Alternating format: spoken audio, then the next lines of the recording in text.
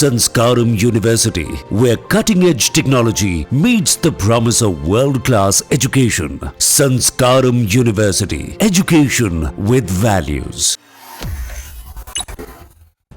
भारत ने आधी रात को आतंकवाद के खिलाफ तगड़ा एक्शन लिया। भारत ने पाकिस्तान में मिसाइलों की बरसात कर खलबली मचा दी। पहलगाम हमले का बदला भारत ने पाकिस्तान और पीओके में एयर स्ट्राइक से लिया। इस ऑपरेशन सिंदूर से देश का सीना गर्व से चौड़ा हो गया। विपक्ष भी मोदी सरकार की तारीफ कर रहा है। वहीं महाराष्ट्र के डिप्टी सीएम एकनाथ शिंदे ने भारतीय सेना की जमकर तारीफ की है, और वो भी लाजमी है क्योंकि भारतीय सेना ने पाकिस्तान के घर में घुसकर आतंकवाद के खिलाफ मुंह तोड़ जवाब दिया और परमाणु हमले की धमकी देने वाला पाकिस्तान खड़ा खड़ा देखता रह गया।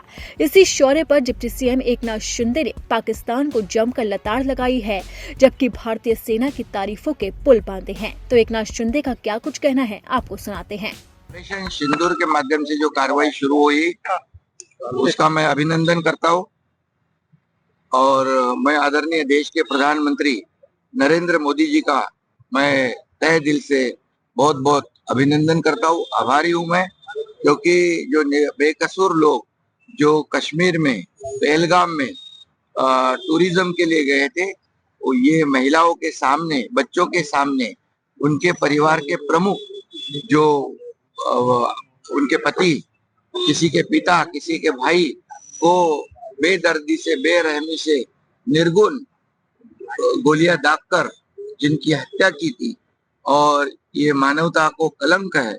इसीलिए जो आतंकवादी और पाकिस्तान इसको जैसे को तैसा ईंट का जवाब पत्थर से देने की इच्छा और इस पूरे देशवासियों की अपेक्षा थी, और निश्चित रूप से देशवासियों को न्याय मिला है।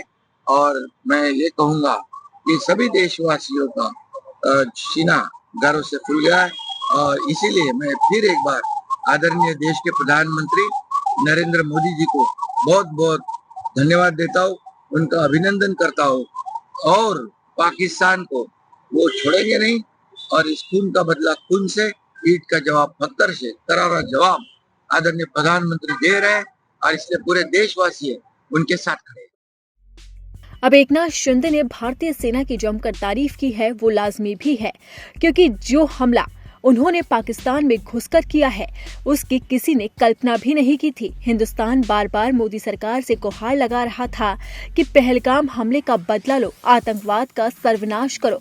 इसी अपील के बीच में भारतीय सेना ने पीओके में घुसकर आतंकवादियों के ठिकानों को नेस्तनाबूद कर दिया और पाकिस्तान देखता रह गया।